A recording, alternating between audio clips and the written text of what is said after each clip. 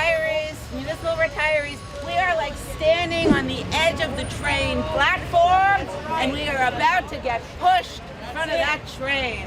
And we say no, and we will continue to say no. We're being screwed. We are being screwed by the mayor, by some of our union leaders, city council. We were hoping that the city council was going to put forth some legislation to stop us from being pushed into the Medicare Advantage plan, but they still haven't done it. What are they afraid of? They're afraid of something. We had hoped, and we still hope, that there's going to be some more legislation, another lawsuit, but right now we don't know. So we are here today to say, we're being screwed. Retirees are getting hurt. We're going to get harmed. We are old. That doesn't mean we don't vote. We will be voting. But we have a lot of health issues. And if we're in a Medicare Advantage plan, those health issues are not going to get taken care of the same way they are now. And if we don't have our health, we don't have anything. So we're going to hear today some testimonies that people have sent to us describing, telling us exactly what some of the problems are going to be. My name is Michelle Keller. I am a retiree after 43 illustrious years of New York City. My union is District Council 37. My calling is public activity, which is what you see me on the street now. I am also the president of CLUE. Affectionately, we say, do you have a clue? That's the Coalition of Labor Union Women. That's one of 7 constituency groups embedded in the union, AFL-CIO. Clearly, what we're on top of right here is the worker union, because we have new energy coming in. Folks, that we're saying, hey, listen, a union brings you 3 principal things. Your wages, right? Your safe workspace, and a secure retirement. Part of that secure retirement is your health benefits. So what we worked for maybe took a little less, knowing that we would not be, or could not be, or wasn't in the cards to be a millionaire, but we took a little less in helping others. And now for that work to actually rest on us at the point of retirement is at risk. Okay, and we understand that promises made must be promises kept. And we also know from Galatians in the Bible that if you hold on long enough, if you're doing something right that's good, it will fare out. And that's what we're doing right about now. We've already been assigned, or told, I should say, that in September, all of this will take effect. But yet, this battle has been for more than 3 years. And it was early on that it was said that it would take effect. And by the people holding on, understanding, the study, persevering. And by the way, we're not doing anything that we were not taught how to do when we were active. 10 minutes ago, I was active. No privatization. This is a for-profit company. And to continue to be out there to organize and battle for what is right. And that's what we're doing right now at the same time. So we have hopes. We're doing litigation and legislation. We have legislation in the city council. We're hoping that they will pick up on that as quickly as possible. December it went in, what's happening, what's going on, and then ultimately, unfortunately, what the actual courts will present in a matter of another few weeks as it stands right now. But we could all do this better. So what do you plan on, what's the purpose of this, the people's hearing? Always the people's hearing is about education, always. Because, listen, the city of New York is a trendsetter. The people who work for the city of New York are its infrastructure.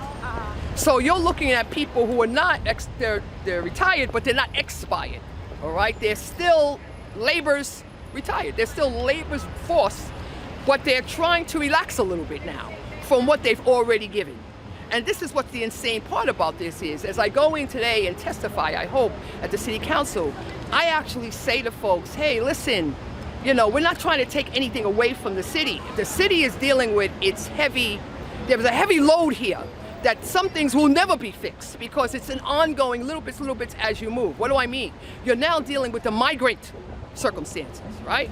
So before we can handle the outside, we have to handle the inside because, hey, look, even though you have active people taking care of these folks to make them more comfortable, you also have within your communities retirees who've been in the business, coming back to service, helping these folks at the same time. So if you want somebody, if you're in some type of a quagmire or a problem, who do you turn to? You turn to your civil servants, to your city workers. So this, on the other hand, by folks who can do better, who are in positions to do better, this is not how you say thank you. This is not how you give grace.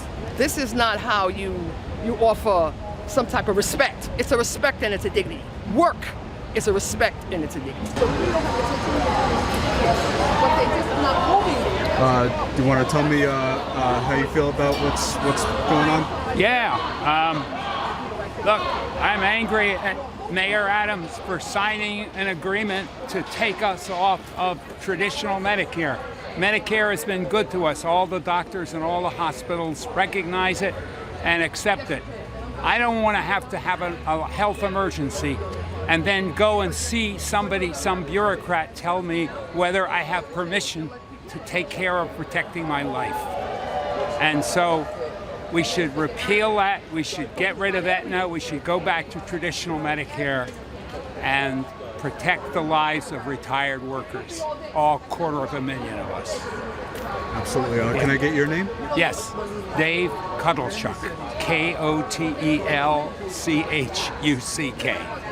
And I am from PSC CUNY, and I taught at Hunter College for 20 plus years. Thank you very much. Thank you. Lauren, can you help us with the banner? Or you're leaving? It's just the door. Hands off our Medicare! Hands off our Medicare! Hands off our Medicare! Hands off our Medicare! We already paid our dues! We already paid our dues! We already paid our dues! How about we walk? We can walk and talk. We can walk. The law is that we can walk. When you retire, we're here to save your health care for when you retire too, officer. You don't have to acknowledge me. No, that's true. Let's go in there. Can we go in This is the public plaza. We want to use the microphone. This is the public plaza. Why don't you let us in? This is the public. Hey, let us in. Let's go. Hey, Let us in. Let us in. Let us in. Let us in. Let us in. Let us in. Let us in. Let us in. Retire someday.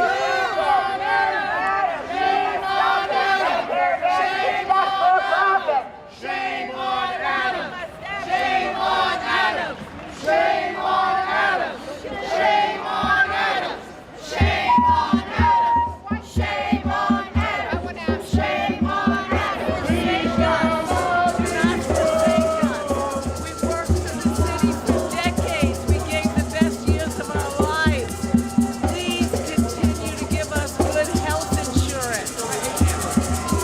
We're working for when you get old, all right? You won't have to go through what we go through, officer. Mayor Adams, hands off our health care. Mayor Adams, hands off our health care.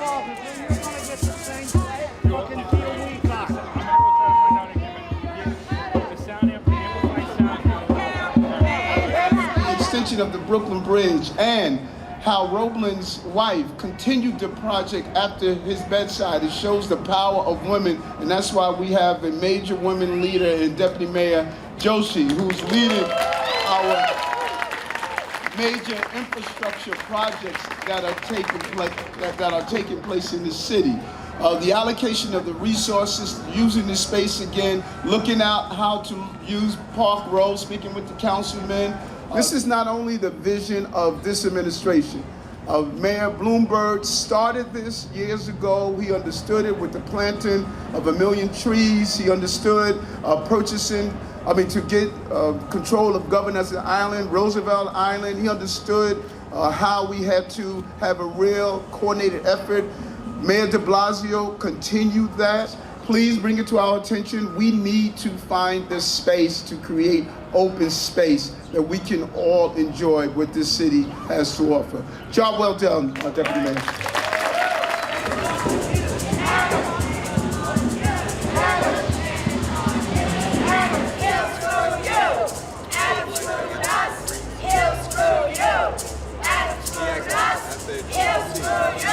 I'm gonna make a quick correction.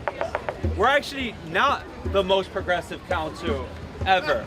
If we can't protect our retirees, if we can't protect city workers that gave everything that they had, if we can't protect people who chose to serve New Yorkers instead of shareholders, then we're not progressive.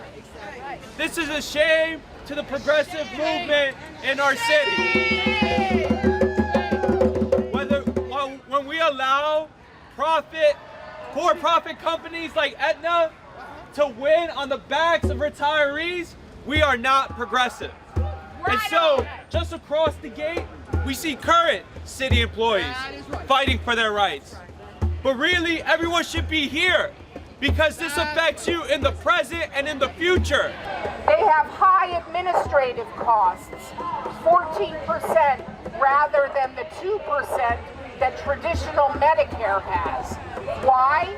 Because they have to hire all those bureaucrats to deny care, hassle doctors, go through all the hurdles of paperwork sick patients have to submit in order to appeal when they are denied the treatment they need. The billionaire CEOs don't care about providing quality health care. They care about making themselves richer, like CEO of Aetna, Mark Bertolini, who made $27.9 billion last year. They are criminal enterprises being investigated for fraud. CVS Health, owner of Aetna, admitted that they are being investigated by the DOJ. MAPS encourage their doctors to commit crimes, to upcode, which means they say that the patients are sicker than they are so that they can make more money. They use artificial intelligence to deny claims when nobody has even read the patient's medical records. Anything for a buck. Shame on all those responsible here. Shame. Yes. Whatever the political stature, the mayor, the union, New York City labor relations, and even city council. If your silence has become complacent. Government is responsible to protect all workers, the pioneers, the trailblazers, the sheroes, the heroes, retirees, and their dependents, not a sellout for profit over gain. The principle of treating others as one wants to be treated. The idea dates at least to Confucian times. The concept appears in Buddhism, Christianity, Hinduism, Islam, Judaism, Taoism, Zoroastrianism, and the rest of the world's major religions. As part of a 1993 declaration toward a global ethic, 143 leaders of the world's major faiths endorsed the Golden Rule. The Golden Rule can be found in some form in almost every ethical tradition. So why is it that the leaders of New York City, the mayor, the MLC, the union leaders of UFT and DC 37 feel that they don't have to adhere to the ethical treatment of city retirees, workers, past, present, and future?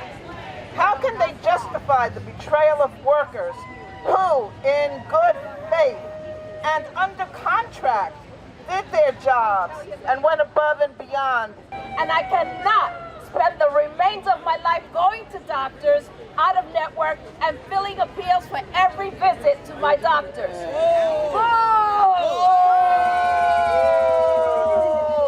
To opt out or waive my forced entry into the city-chosen Aetna MA plan by June 30th and keep my traditional Medicare and buy what the city has been covering, my Emblem Health senior care, and I will also lose all my PSC welfare underpayments and overpayments. This will cost me approximately $10,000 per year. How much? How much? $10,000 per year.